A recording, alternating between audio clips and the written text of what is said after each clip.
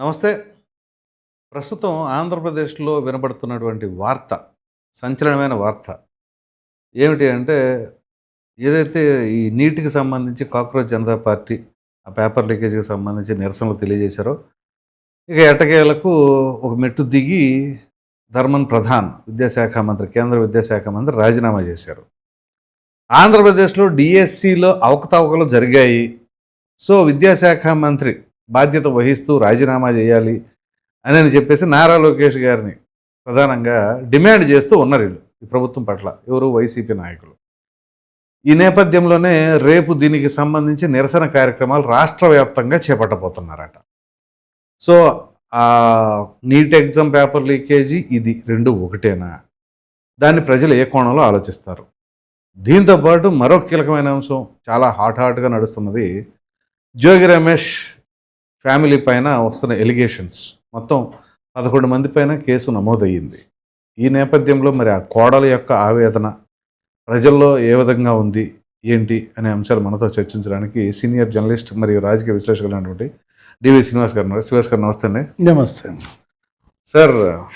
Neat paper leakage, ఇక్కడ డిఎస్సికి సంబంధించి పేపర్ లీక్ అయిందని ఏదో దొంగలు పడ్డారు లేదా కుక్కలు మురిగినాయి అన్నట్టుగా రిక్రూట్మెంట్ కూడా అయిపోయిన తర్వాత వైసీపీ నాయకులు పదే పదే ఈ ఆరోపణలు చేయటం, ఇప్పుడు నారా లోకేష్ ఎట్టి పరిస్థితుల్లో రాజీనామా చేయాల్సిందే అనే డిమాండ్ని ప్రజలు ఎలా చూస్తారంటారు?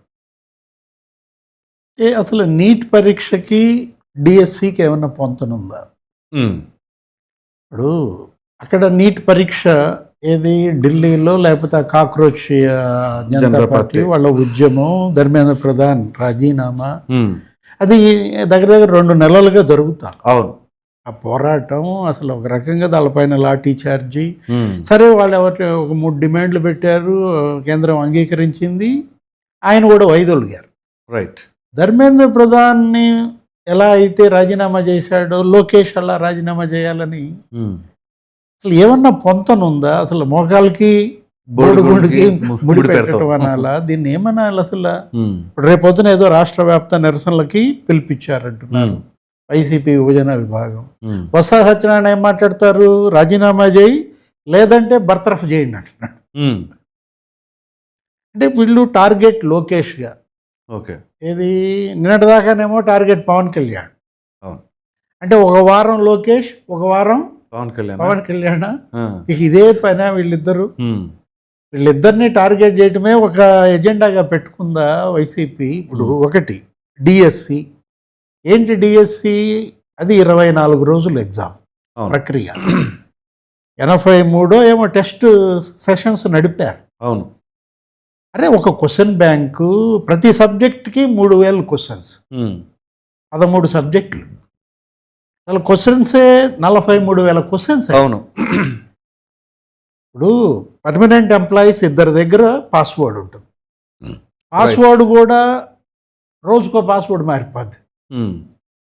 పాస్వర్డ్ రోజుకోటి మారిపోద్ది. జగన్మోహన్ రెడ్డి ఏమని ట్వీట్ చేస్తాడు? అసలు ఫస్ట్ ఏమన్నారు? లీకేజ్ అన్నారు. అవును. లీకేజ్ అయితే క్వశ్చన్ పేపర్ ఏది? అసలు క్వశ్చన్ పేపర్ లేకుండా లీకా? అది డిజిటల్ కదా.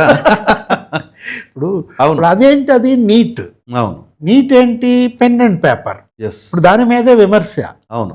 ఇప్పుడు జేఈఈ అన్నీ కూడా కంప్యూటర్ బేస్డ్ టెస్టులు పెడుతున్నారు. సిబిటి, ఇప్పుడు డిఎస్సి కూడా సిబిటి. అవును. కానీ మీరు నీట్ పెన్ అండ్ పేపర్ ఎందుకు పెడతారు? అదేగా అసలు సుప్రీంకోర్టు కూడా అక్షంతలు వేసింది. కాకపోతే వాళ్ళకి టైం లేదు, వాళ్ళు ఏదో జరిపేసుకున్నారు, మా అమ్మ అనిపించారు, ఇబ్బందుల్లో పడ్డారు. అవును. ఇప్పుడు మూల్యం చెల్లించారు, ఒక వికెట్ పడే పరిస్థితి తెచ్చుకున్నారు. అవును. ఇక్కడేంటిది? ఇది కంప్యూటర్ బేస్డ్ టెస్ట్. సిబిటీనే కదా. సిబిటి ఏది? ఇప్పుడు డిఎస్సి ఎగ్జాము అసలు ఇప్పుడు పేపరే లేదు, కానీ లీకేజ్ అంటాడు. అది పేపర్ ఉంది. అవును. అది 419 పేజీల ప్రశ్నలతో ఫిజికల్ గా పేపర్ ఉంది. పేపర్ వాట్సాప్లో వచ్చింది. ఆ వాట్సాప్లో వచ్చిన 419 క్వశ్చన్లు ఆ గెస్ పేపర్లో ఏం జరిగింది? నీటు 126 క్వశ్చన్లు కెమిస్ట్రీ వచ్చాయి. అవును. 126 క్వశ్చన్లు కెమిస్ట్రీ టాలీ అయింది అక్కడ. అందుకని వాళ్ళు అక్కడ ఇబ్బంది పడ్డారు. ఏది? నీట్ విషయానికి వచ్చేసరికి ఇక్కడికి వచ్చేసరికి ఏంటిది, అసలు ఏ క్వశ్చన్ వచ్చుద్దో తెలియదు, అవును. ఏ పేపర్ ఎవడికి వచ్చుద్దో తెలియదు. అంతే కదా, నీకు ఒక పేపర్ వస్తే నీ పక్క ర్యాండమ్ గా ఉంటాయి అవి. ఇంకో పేపర్ వస్తుంది. అవును 42,000 క్వశ్చన్లు, అసలు ఏ ప్రశ్న దేనికి వచ్చుద్దో తెలియదు. అవును, లీకేజ్ అన్నాడు. జంబ్లింగ్ తర్వాత కదా. తర్వాత ఏమన్నాడు జగన్మోహన్ రెడ్డి, లీకేజ్ అన్న తర్వాత మెరిట్ లిస్ట్ ఏదన్నాడు. అసలు మెరిట్ లిస్ట్తో అవసరం ఏముంది? ఏది మొత్తం అంతా మెసేజ్లు వెళ్ళిపోయాయి. అవును, ఎవరెవరు క్వాలిఫై అయ్యారు, కట్ ఆఫ్ మార్క్స్ ఎంత ఏంటి అనేది వాళ్ళకి వాట్సాప్, ఇప్పుడు మామూలుగా ఫోన్, అందరికీ ఫోన్లు, అవును, మెసేజ్లు వెళ్ళిపోయాయి. నెక్స్ట్ ఏమన్నాడు ఇంకొక మాట, సరే మెరిట్ లిస్ట్ అన్న తర్వాత కాల్ లెటర్ అంటాడు. అంటే కాల్ లెటర్కి అసలు మీనింగ్ తెలుసా? జగన్మోహన్ రెడ్డికి కానీ వైఎస్ఆర్ కాంగ్రెస్ పార్టీ నాయకులకు కానీ కాల్ లెటర్ అంటే ఏమనుకుంటున్నాడు? కాల్ లెటర్ వచ్చింది, ఉద్యోగం ఇవే అంటాడు. కాల్ లెటర్ వస్తే జాబ్ వచ్చినట్టు అనుకుంటున్నారు ఆయన. అంటే ఆయన అసలు ఏ ఎగ్జామ్ రాయలేదా? జగన్మోహన్ రెడ్డి పరీక్షలకు వెళ్ళాడా వెళ్ళలేదా? అసలు డిగ్రీ ఉందా లేదా? అదేదో క్వశ్చన్ పేపర్లు ఎత్తుపోయాడనేదో అంటారు, ఆయన పైన ఏదో కేసు అంటారు. మన దగ్గరే చెప్పారులేండి గెస్ట్ అది. ఏదో మారుతి కారు అప్పట్లో పంజాగుట్ట పోలీస్ స్టేషన్ ఇప్పటికీ కేసు ఉందని చెప్పేసి అని రాజశేఖర్ రెడ్డి ఏదో మాఫీ చేసుకున్నారు. అంటే మీరు ఏనాడు ఒక ఎంట్రన్స్ ఎగ్జామ్ రాయలేదు. ఇప్పుడు అసలు ఏనాడు ఉద్యోగం చేసినా ఇది లేదు. పేపర్ లీకేజ్ అక్కడే మొదలైంది అప్పుడే. కాల్ లెటర్ అంటే కాల్ లెటర్ కేవలం వెరిఫికేషన్, సర్టిఫికేట్ వెరిఫికేషన్ కోసమే. వస్తావు, సర్టిఫికేట్లు నువ్వు బోగస్ పెడితే అంతే కదా, ఉద్యోగం నేను ఎలా ఇస్తాను? ఆ సర్టిఫికేట్స్ ధృవీకరణ జరిగినాక అప్పుడు నీకు అపాయింట్మెంట్ లెటర్. అవును, అంటే అపాయింట్మెంట్ లెటర్కి కాల్ లెటర్కి మనకి తేడా తెలియదు అనమాట. అసలు ఇప్పుడు ఒకటి దీన్ని అడ్డం పెట్టుకుని ఏది ఆ టీచర్ పోస్టులు 16,341 ఏమో ఇదయ్యాయి. అవును, దాంట్లో ఏమంటాడు ఇప్పుడు, సరే అదంతా ఫెయిల్ అయింది కదా, ఏది ప్రజలు స్పోర్ట్స్ కోటా అంటున్నారు. ఇక స్పోర్ట్స్ కోటా మొత్తం కులపాళ్ళకి ఇచ్చేసాడు, కమ్మాళ్ళకి ఇచ్చేసాడు. అవును, సేమ్ డిఎస్పీలు ఇచ్చారు చూసారా 2014-19 మధ్యలో 36 మంది ప్రమోషన్లు. అందరూ అదే సామాజిక వర్గం, కమ్మ, 36 డిఎస్పీ. అప్పుడు తిప్పికోవట్లేకపోయిందిలేండి అప్పుడు ప్రభుత్వం కూడా దాన్ని. కేవలం ఏంటంటే ఆ పి బదులు ఇప్పుడు సి అనమాట. అంటే డిఎస్సి మొత్తం కమ్మాళ్ళకి ఇచ్చేసారు, 392 పోస్టులు ఈ టైప్లో అన్నాడు. అసలు లిస్టు తీస్తే ఎంతమందికి వచ్చినాయి? 9 మంది అంతే. అసలు ఓసీకి ఎంత? 42 ఏమో వచ్చాయి. రైట్. అరే ఇప్పుడు ఎస్సీలు 119 మంది, స్పోర్ట్స్ కోటాలో ఎస్సీలు 119 మందికి వస్తే వాళ్ళనా నువ్వు ఇప్పుడు టార్గెట్ చేస్తావు, వాళ్ళ పొట్ట కొడతావా? అసలు ఆ నెంబర్ తెలుసా మరి? నాకు తెలిసి ఎవరు పొట్ట కొడుతున్నావు అని ఇప్పుడు ఆ స్టాటిస్టిక్స్ ఉంటే ఎవరెవరికి వచ్చినాయని తెలుస్తుంది. అంటే ఇది ఏది లోకేష్ బర్తరఫ్ చేయాలి, దీనిపైన సిబిఐ ఎంక్వైరీ చేయాలి అనడం ద్వారా స్పోర్ట్స్ కోటాలో వచ్చిన 119 మంది ఎస్సీల ఆ కుటుంబాల పొట్టగొట్టాలనా? లేదు 192 బీసీల ఆ బీసీ కుటుంబాలని రోడ్లకు ఈడ్చాలనా? వీళ్ళెంతమంది వచ్చిన ఓసీలు 42గా. అవును, 42లో 10 మంది రెడ్లు అనుకుంటా, ఇది 9 మంది అనుకుంటా, కాపులో 16 మందికి వచ్చినట్టుంది. అంటే 9 మంది కమ్మల భుజాల మీద తుపాకీ పెట్టి ఈ 119 మందిని ఆ 192 మందిని కాల్ చేయాలని, మొత్తం 16,000 మందిని కాల్ చేయాలని, అసలు 3 లక్షల మందిని కాల్ చేయాలని. అభ్యర్థులు యాక్చువల్గా ఏంటంటే రానాడికి బాధ ఉంటుంది, ఆఫ్ కోర్స్ అది బలహీనత. ఇది అరే కష్టపడి చదివానే నాకు రాలేదు కొంచెం ఏడుస్తారు, చాలా బాధపడతారు. అరే వాళ్ళకి మరో అవకాశం ఉంది. అవును, రేపు 4,000 పోస్టులతో మళ్ళీ 2వ డిఎస్సి పిలుస్తున్నాడు. కరెక్ట్. నెక్స్ట్ జాబ్ క్యాలెండర్ ఇచ్చారు. అవును, 10,060 పోస్టులతో జాబ్ క్యాలెండర్. అనేక ఆపర్చునిటీస్ వాళ్ళ ఎదురుగా ఉంటే కేవలం ఆ నిరుద్యోగుల యొక్క బలహీనతలని అడ్డం పెట్టుకుని జగన్ ఆడుతున్న.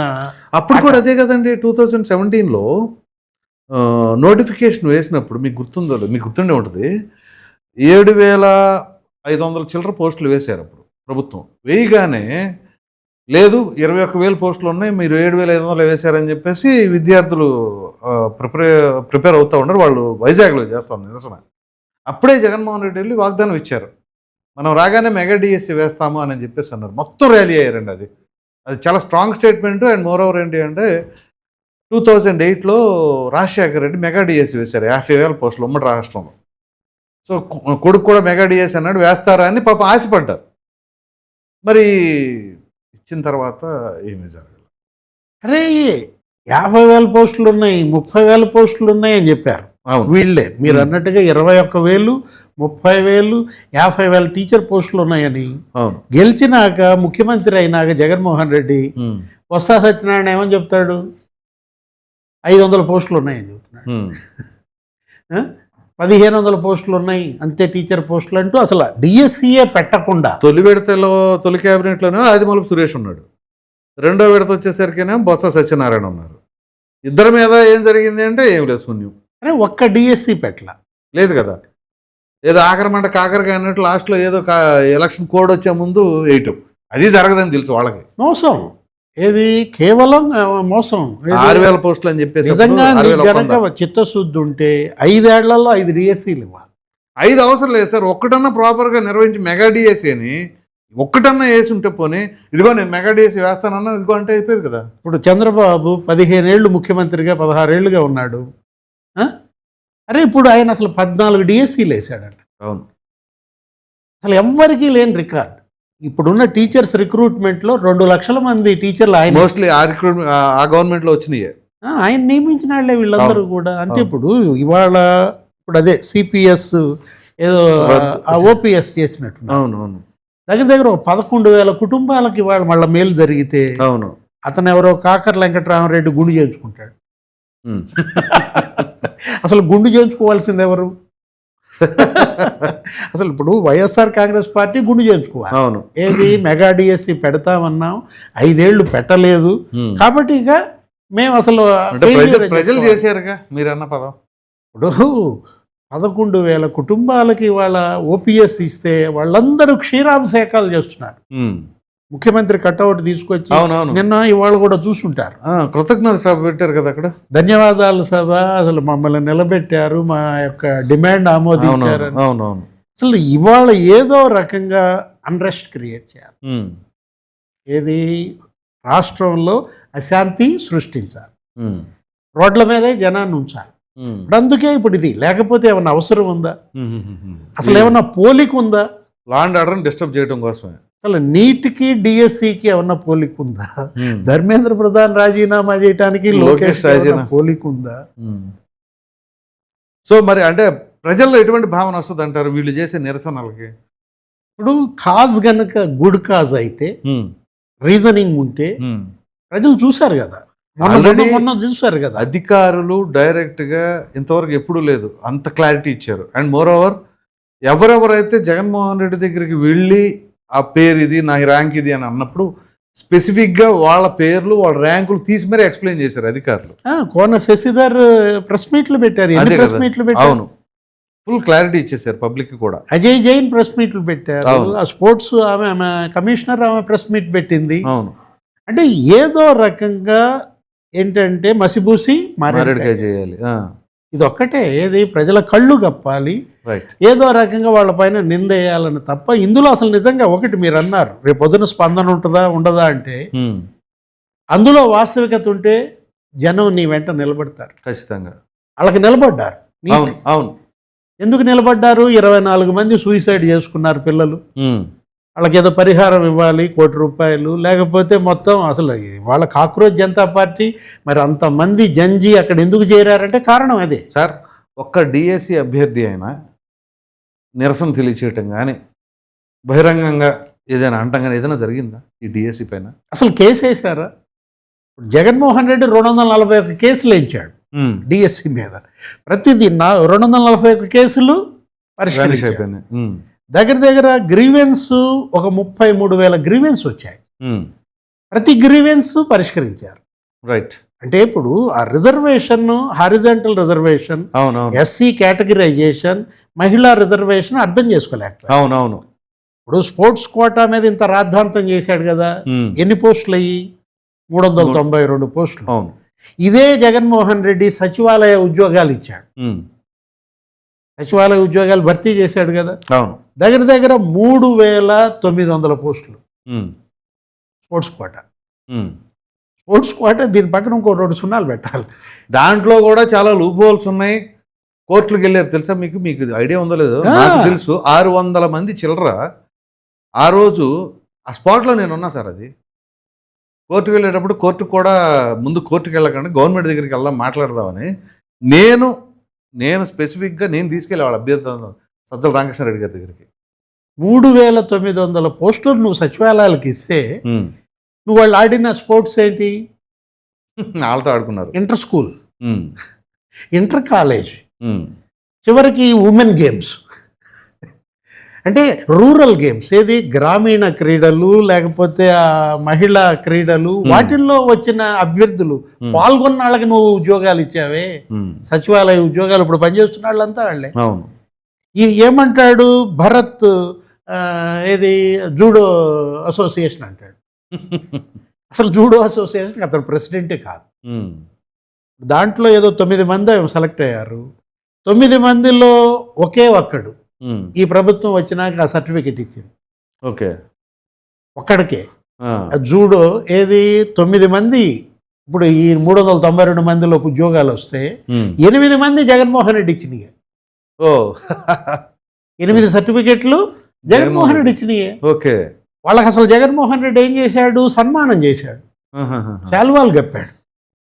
ఆయన చేత్తో ఆయనే శాలువా కప్పి 3 లక్షల క్యాష్ ఇచ్చాడు ఒక్కొక్కరికి. ఇప్పుడు వాళ్ళకి మరి ఉద్యోగాలు 8 మందికి వస్తే ఆ 8 మందిని నువ్వు పొట్టగొడతావా?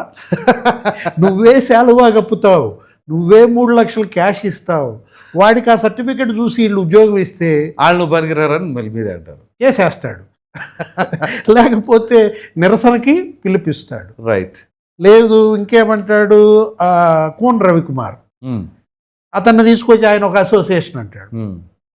అసలు ఈయన అసోసియేషన్ ప్రెసిడెంట్ అయినా ఒక సర్టిఫికేట్ ఇవ్వలేదన్నాడు. రైట్. కోన రవికుమారు, భరత్. అసలు యాక్చువల్గా ఈ వచ్చిన సర్టిఫికేట్లు అన్నీ కూడా సుబ్బారెడ్డి ఇచ్చినాయి కబడ్డీ అసోసియేషన్ తరఫున. వైసీపీ వాళ్ళు ఇచ్చిన సర్టిఫికెట్లు అవన్నీ కూడా. Okay, right.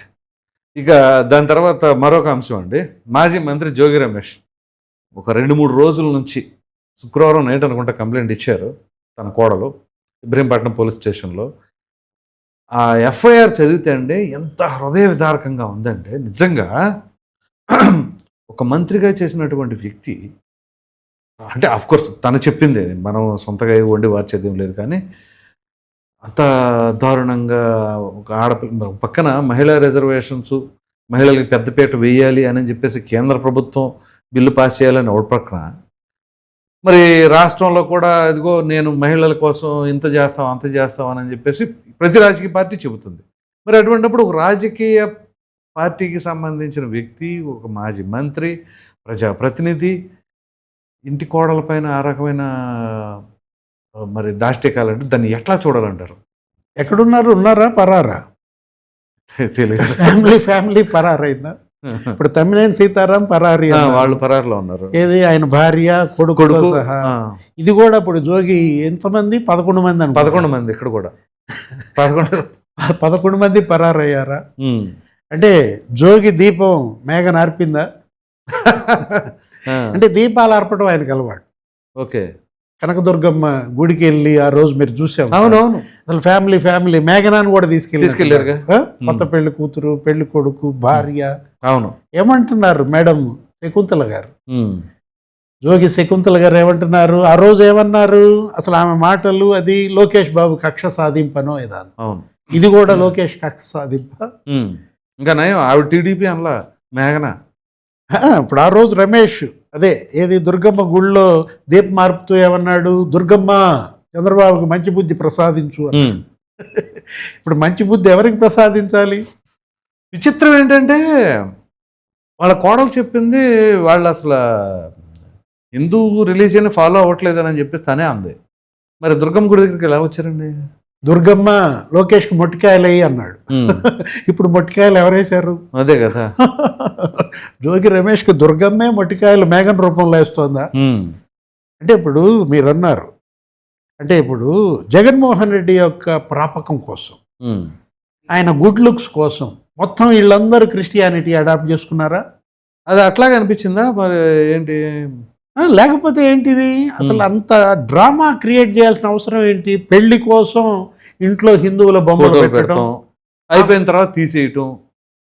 అమ్మాయి ఏదో పాపం పూజ చేసుకుంటే అగరబత్తీలు వెలిగిస్తే శవం దగ్గర వాసన అన్నాడు. అరే అసలు అగరబత్తీలు వెలిగిస్తే శవం దగ్గర వాసన అన్నాడంటే అసలు మనిషేనా? అసలు జోగి రమేష్ ఏమనాలా? చివరికి ఆ అమ్మాయిని హత్యాయత్నం, అనేక చోట్ల ఆమెను చంపాలని మొన్న ఏప్రిల్లోనేనంటండి జరిగింది. ఎక్కడ గోవాలోనేమో గోవాలో సముద్రంలో ఏది అందులో నెట్టి చంపటాలను చూడటం. తర్వాత ఇక్కడ నార్సింగి విల్లాలో ఇది, దానికి ముందు బిల్డింగ్ పైన నుంచి కూడా తోసేయాలని ఒకసారి ఇక్కడ ఇంట్లోనే అదేది ఆమెకేమో అసలు మూడో అంతస్తుల గది ఇచ్చినట్టున్నారు, అక్కడి నుంచి నెట్టి చంపాలని. ఏదో సినిమా ఏదో ఉంటది, అర్జున్ సినిమా, ప్రకాష్ రాజు సరిత అంటే జోగి రమేష్ శకుంతల క్యారెక్టర్లే అప్పుడే తీశారు ఆ సినిమా. అంటే ఇక మేఘనాన కీర్తిరెడ్డి అదే కదా, ఎక్కడ ఉన్నాడు అర్జున్? ఏ అర్జున్ వచ్చి ఇవాళ మేఘనాన్ని కాపాడాలి? మొత్తాన్ని అందరినీ నరికి పారేస్తాడు అనుకుంటా ఆ సినిమాలో. అంటే ఒకటి ఇక్కడ ఏది గృహహింస, హత్యాయత్నం, అరే దిండుతో ముఖం మీద నొక్కి కాళ్ళు చేతులు ఆ అమ్మాయి ఇంకా చివరికి ప్రాధేయపడిందంట, బతిలాడిందంటే కాళ్ళు చేతులు పట్టుకొని. ఇంత ఇన్హ్యూమన్ అనాలా, లేకపోతే అసలు కిరాతకం అనాలా, ఒక రాక్షస మనస్తత్వం అనాలా? వీళ్ళు అసలు ప్రజా జీవితానికి అర్హుల? ఇప్పుడు ఇన్ని ఎలిగేషన్స్ కోడలు చేసింది కదండి. సరే వాట్ ఎవర్, అది ఏమైంది ఇప్పుడు? ఫర్ ఎగ్జాంపుల్ కాంప్రమైజ్ అయ్యారో, ఏదో రాజీ అవ్వాలని కూడా ప్రయత్నాలు జరుగుతున్నాయని చెప్పేసి అంటున్నారు. ఒకవేళ రాజీ అయినా తప్పులు ఒప్పులు అవ్వవు కదా. ఆల్రెడీ రాజీ ప్రయత్నాలు అసలు మొదట్లో అసలు బయటికి రాకముందే జరిగాయి. ఓకే, అజ్జల రామకృష్ణారెడ్డి అప్పుడు గుంటూరు పిలిపించారు. ఏది మేఘనా వాళ్ళ ఫాదర్ని, వీళ్ళందరినీ పెళ్లి పెద్దల్ని గుంటూరు పిలిపించి, మరి అంబటి రాంబాబు ఇంట్లో పెట్టారో, పంచాయతీ ఎక్కడ పెట్టారో, గుంటూరులో జరిగింది. అక్కడ ఒప్పుకున్నది వేరు, వీళ్ళు చేసింది వేరు. అవునవును, అది కూడా తనే చెప్పిందిగా. ఏది వీళ్ళు ఇస్తామన్నా ఇవ్వకపోగా, అవును అసలు 10 కోట్లు ఏమో కట్నం తీసుకున్నారంట, దగ్గర మళ్ళీ 5 కోట్లు ఇవ్వమని వేధిచ్చారు. మళ్ళీ ఫార్చునర్ కావాలట, వజ్రాల హారాలు ఆడపడుచుకి ఆడబిడ్డకి కావాలని. ఆల్రెడీ అంతకుముందు అసలు ఆడపడుచు లాంఛనాలు వసూలు చేశారు. అవునవును, ఒక 9 lakhs ఏమో తనకి ఇచ్చారట, ఒక 5 కోట్ల రూపాయలేమో పెళ్లి ఖర్చులు అయినాయి అంట. ఇవి కాకుండా మళ్ళీ ఈ మేఘనా పేరు మీద ఉన్న స్థిరాస్తులు కూడా తన పేరు మీద బదలాయించమని అడుగుతున్నారట. 498A ఏంటి 307 మరి 302 ఈ సెక్షన్ల ప్రకారం ఏంటి 3 ఏళ్ళు పడుద్దా, యావజ్జీవం పడుద్దా? రేపు శిక్ష ఈ కుటుంబానికి. అంటే ఇప్పుడు ఒకవేళ మీరు అన్నట్టు రాజీ చేసుకున్నా ఇది బయటకు వచ్చింది ఎలా? అది కదా నా పాయింట్. ఇప్పుడు శిక్ష పడుద్దా పడదా దట్ ఈస్ సెకండ్, చట్టపరంగా తర్వాత అవి ప్రూవెన్ అవుతాయా లేదా అనేది. కానీ ఇప్పుడు ఇంత బయటకు వచ్చిన తర్వాత ఈ సోషల్ మీడియా యుగంలో రేపు మరలా ప్రజా జీవితంలోకి వచ్చి ఏ రకంగా అడగగలుగుతారు ఓట్లు? ఏ మహిళ ఓటేస్తుంది? ఏ ఆడపిల్ల? ఇప్పుడు ఈ మేఘనాకు జరిగిన ఈ దురాగతం కళ్ళ ముందుంటే వీళ్ళు అసలు ప్రజా జీవితానికే అనర్హులు. ఏది ఇప్పుడు ఇతను ఎవరు, జోగి రమేష్ అయినా, లేకపోతే అక్కడ సయ్యద్ అప్పలరాజు అయినా, అక్కడ తమ్మినేని సీతారాం అయినా చూసారా వరుస పెట్టి? అవును, అదే సిరీస్ ఆఫ్ ఇన్సిడెంట్స్ అండి ఇవి. 10 రోజుల్లో 3 నరరూప రాక్షసులు. అసలు ఆ సీదిర్ అప్పలరాజు అయితే ఆ సీన్ ఏంటి? చిన్నపిల్లడు గొర్రెల కాపర్ని గుద్ది చంపేశారు. నువ్వు డాక్టర్గా ఉండి నువ్వేం చేయాలా? ప్రాణాపాయంలో ఉన్నాయని కాపాడాలి. చూశారంట సార్, సీదిర్ అప్పలరాజు ఇద్దరు వెంటనే జరిగిన తర్వాత బాబు ఎప్పుడే చెప్పాడు వాళ్ళ నాన్నగారికి, వీళ్ళు కారు వేసుకుని ఇటు వచ్చారట. వచ్చిన తర్వాత చూసి సిద్ధుని అక్కడ దించి నువ్వు ఆ బండి తీసుకెళ్ళి ముందానంటే బండి తీసుకుని వెళ్తుంటే అప్పుడు జనాలు పట్టుకున్నారట.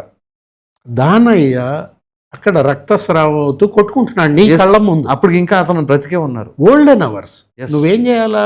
ప్రాథమిక చికిత్స వెంటనే అందించాలి. నువ్వు డాక్టర్ కదండి. నీ కొడుకే గాయాలైని, వాడికి ఏం గాయాలేం కాలేదు, లేని గాయాలు అయినట్టుగా క్రియేట్ చేసి అతను హాస్పిటల్లో తీసుకెళ్ళి అతన్ని అడ్మిట్ చేసి అతనికి మర్యాదలు చేసి సార్ చెప్తుంటే నిజంగా చిన్న చిన్న పిల్లలు అండి వాళ్ళు, 16 నెలల పసికందు దానయ్య పిల్లలు. పిల్లలు, 5 ఏళ్ళు ఒకడికి, అవును. ఒకళ్ళకి 16 నెలలు.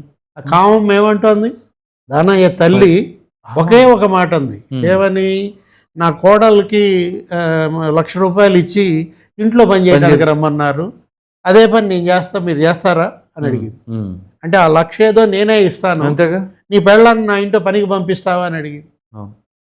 జగన్మోహన్ రెడ్డి ఏమంటాడు, మత్స్యకారుడు, వైద్యుడు, మాజీ మంత్రి, సీదిరప్పలరాజు, కక్ష సాధింపు అంటారు. అసలు ఇది కక్ష సాధింపా? అది కక్ష సాధింప జోగి రమేష్ది. అది రేపు ఇప్పుడు దాన్ని ఏమన్నా అంటారేమో చూడండి. అంటే నీ కోడలు నీ మీద కేసు పెట్టి, నీ భార్య మీద కేసు పెట్టి, నీకు కొడుకు అసలు అన్ఫిట్ అని ఆ అమ్మాయి మొత్తం రాసుకొస్తే దానికి లోకేష్కి ఏమన్నా సంబంధమా? కక్ష సాధింపు అంటారా? లేదు, నీ కొడుకు ఒకడిని గుద్ది చంపి అసలు డ్రైవింగ్ రాకుండా ఎల్ఎల్ఆర్ తీసుకుని, అవును, వాడు జైలుకి వెళ్ళి ఆ కేసు ఏదో మాఫీ చేయాలని చూసి ఆధారాలు ధ్వంసం చేసి ప్రలోభాలు పెట్టి నువ్వు జైలుకి వెళ్తే కక్ష సాధింప? లోకేష్కి ఏమన్నా సంబంధమా? రెడ్ బుక్కి దీనికి ఏమన్నా సంబంధమా? అసలు ఎక్కడ రెడ్ బుక్ సార్? అసలు రెడ్ బుక్ అయితే ఇన్ని సంవత్సరాలు ఎందుకు ఆగాలి? 2.5 సంవత్సరాలు, 2 సంవత్సరాలు, 2 నెలలు ఆగాల? అంటే అసలు మీ పార్టీయే క్రైమ్ బుక్. ఇంకా మీకు ఇంకా అసలు వస్తానే ఉన్నాయి కదా వరుస పెట్టి. అసలు ఎక్కడ వెబ్ సిరీస్ లాగా ఒకదాని తర్వాత ఆయన తమ్మినేని సీతారాం గారు, ఆయన ఏంటి అసలు, ఆయన స్పీకర్ గా పనిచేసి స్పీకర్ సార్ ఆయన అబ్స్కాండ్ అవడం ఏంటండి? బతికున్నాడికి డెత్ సర్టిఫికెట్ ఇప్పించాడు. బతికున్నాడికి డెత్ సర్టిఫికెట్ ఇప్పించి లేని వారసురాలని క్రియేట్ చేసి ఆ వారసురాలని కూడా ఒరిస్సా నుంచి పట్టుకొచ్చి అసలు ఫ్యామిలీ సర్టిఫికేట్ మళ్ళీ దానికి అది కూడా ఒక ఫేక్ ఫ్యామిలీ. 4 కోట్ల విలువైన భూమి కొడుకు పేరు మీదకు మార్చి రిజిస్ట్రేషన్లు చేయించేసి పరార్. లోకేష్ కక్ష సాధింపు. వచ్చి ఫైనల్ ట్యాగ్ అదేనాక. సో ఇప్పుడు ఆ డిఎస్సికి సంబంధించి రేపు ఇదే లోకేష్ బర్తరఫ్. సో కంప్లీట్గా ఏ కేసు వచ్చి వీళ్ళందరూ వీళ్ళే దొరుకుతున్నారు కదా. ఇప్పుడు ఏమి గవర్నమెంట్ ఇనీషియల్గా వచ్చేసి కేసు పుటప్ చేసింది ఏమి లేదు, వీళ్ళు స్వయంకృతాపరాధమే కదా ఇవన్నీ. జనం పిచ్చోళ్ళ, అంత పిచ్చోళ్ళేం కాదండి జనాలు. మీరు పిచ్చోళ్ళు. ఏది జనాన్ని తక్కువ అంచనా వేసి మీరు పిచ్చోళ్ళు అవుతున్నారు కానీ జనం పిచ్చోళ్ళు కాదు, జనానికి అన్నీ తెలుసు. Right sir, thank you.